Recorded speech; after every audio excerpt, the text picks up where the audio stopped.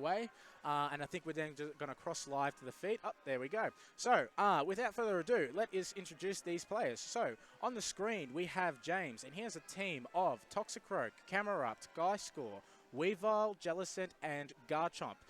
Matty, do you want to introduce the next player? All right, his opponent at the top of your screen is Connor with Groudon, Xerneas, Smeagol, Kangaskhan, Talonflame, and Salamence. So, obvious indication that James has not bought any restricted Pokemon, which will hurt him in these matches, but this is Pokemon, so anything can happen.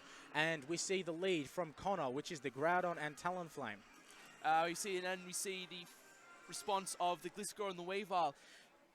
Very interesting setup. I mean, Gliscor, fairly bulky Pokemon. It has the stab, the same type of attack bonus, ground type moves that can hurt Primal Groudon, but at the same time, it'll be hard to see what's going on. I mean, Weavile is particularly vulnerable to the two fire types in the field, and Gliscor, while bulky physically, isn't so much on the special side. So if that's a special Groudon with Eruption, which has been quite common, then that Gliscor could be in a lot of trouble. Most definitely. An interesting thing about Gliscor is one of its abilities is a Poison Heal, which basically would enable it to essentially be protected from not only status moves, but obviously gain quite a bit of HP back. But now we do see that Fire Punch smack the Weavile, and is that, yes, it is Sash, so it does live out the hit. And then we see the return of the knockoff, which does knock off the Life Orb. And interesting, we've got a poison, a toxic, and also it has been poisoned from its Toxic Orb, which is what we predicted earlier. You're right with calling the Toxic Orb Gliscor, but the worrying thing there was that Groudon went before that Weavile. Most definitely. Which could come down to its EVs, or it could come down to the IVs, or a little bit of both. But yeah, it is a bit of a concern because as Weavile's main source of attacking power does come from its speed as well. And it's also something very interesting to note here. Something that we missed at the start. That's a level 44 Weavile. I think. Ooh, okay. I think I know how that's come about, but we can see him withdraw the Gliscor here. He's going to send in the Jellicent, trying to sponge those fire type attacks, but. And we see the Taunt also come out from the Talonflame.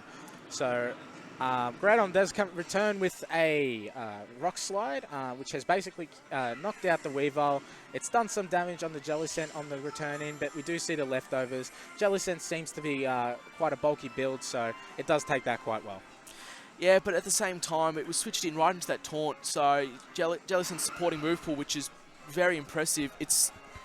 James is unable to use that. He's simply restricted to attacking moves, and if that's only got water-type attacking moves, then it's not going to do much in the field. No, it's not, especially with that Groudon in there. And we do see the Garchomp come into play here. And one's got a question, because this is quite a unique team.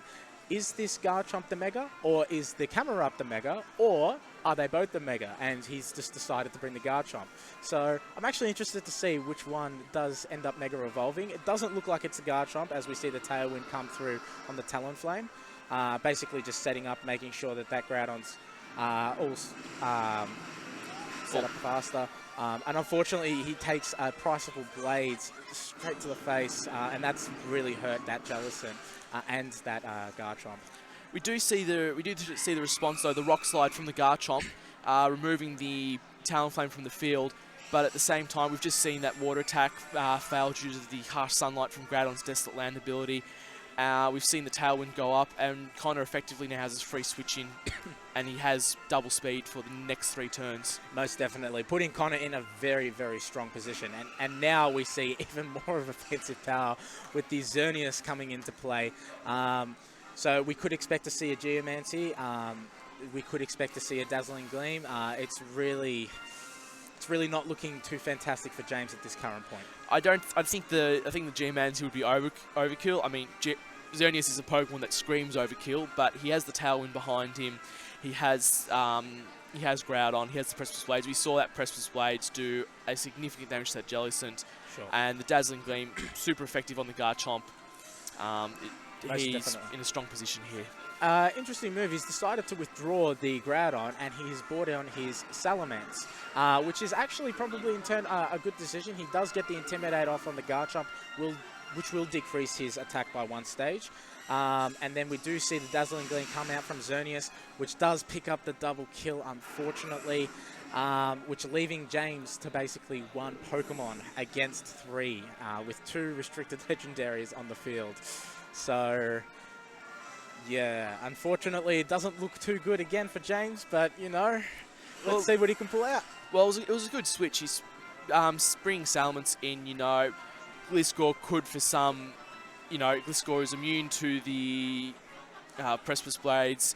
You know, it could probably take 1 or 2 fire punches and be a nuisance. The Salamence, though, in a strong position here, it can attack on the Gliscor's weakest special defense with a Hyper Voice or a Draco Meteor if it has it. Sure. And he still has Xerneas on the field. Most definitely. And, of course, we do see the Mega Evolution into Mega Salamence.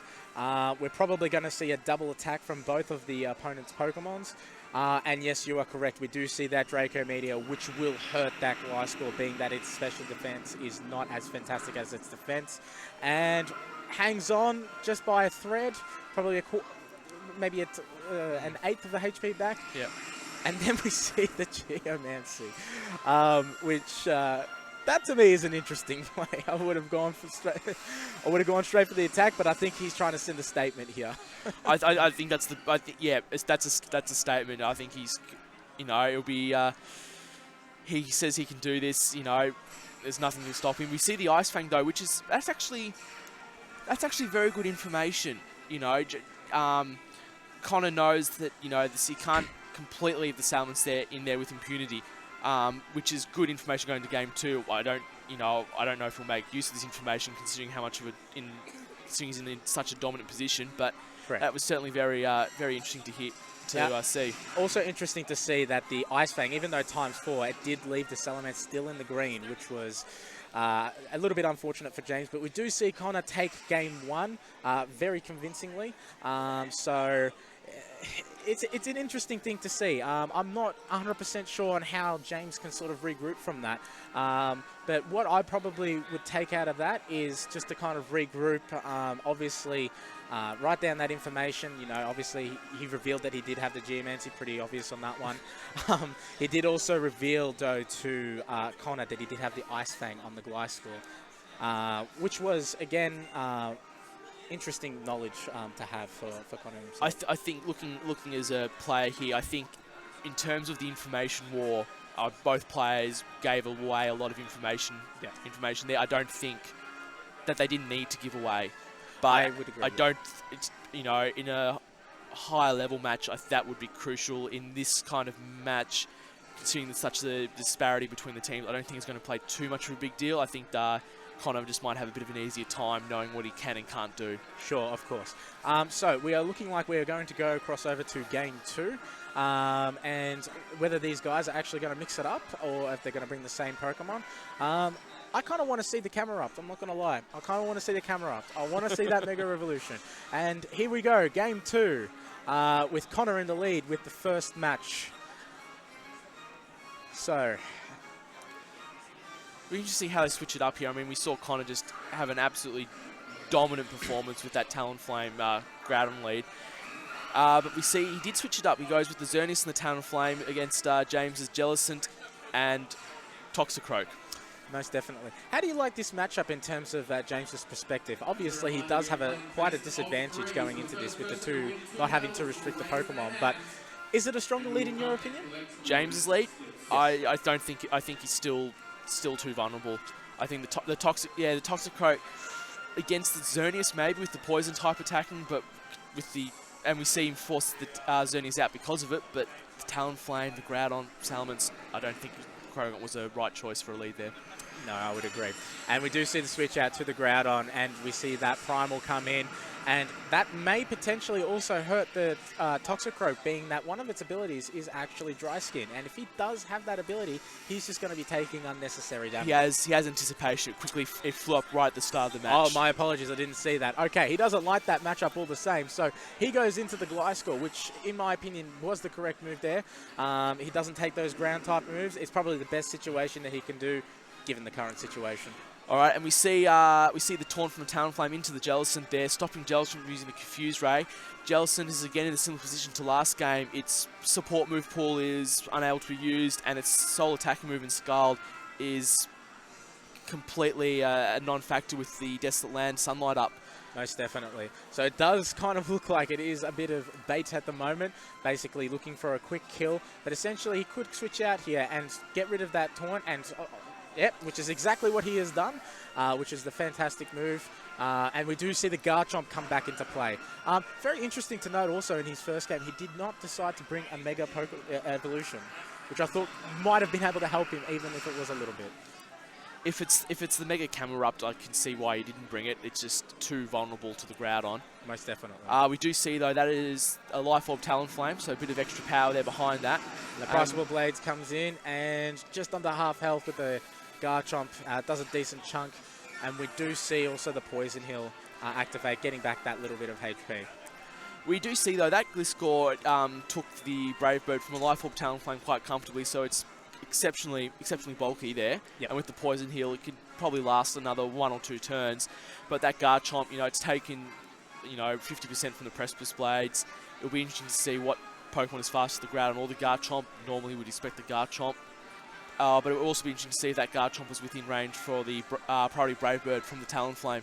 Most definitely. If that Brave Bird does connect, it potentially could knock it out depending on its spread, or it might be able to live and hopefully get a revenge, some form of a revenge kill on either that Talonflame or the Groudon. But we do see the Brave Bird come in smacking into that Garchomp, and unfortunately it has knocked it out, which is unfortunate for James. I believe that Garchomp did have Rock Slide, which would have been able to at least knock out that Talonflame, but we do see the Rock Slide come out from that Groudon and gets a bit of chip damage down there, and the Ice Fang comes out on the Groudon, which I think that is the only attacking move we have actually seen that Gliscor use. It's interesting to see whether he was trying to anticipate the Mega Salamence, the Salamence switch in there with the Ice Fang. Sure. Otherwise, the Earth type move would be a far superior option. We also did see, though, that Connor went for the Rock Slide with the Gliscor.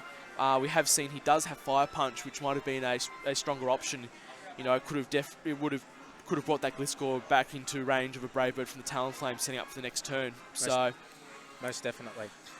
So we do see a Brave Bird come out for the Talonflame, and we could only assume that it would be going straight to that Toxicroak.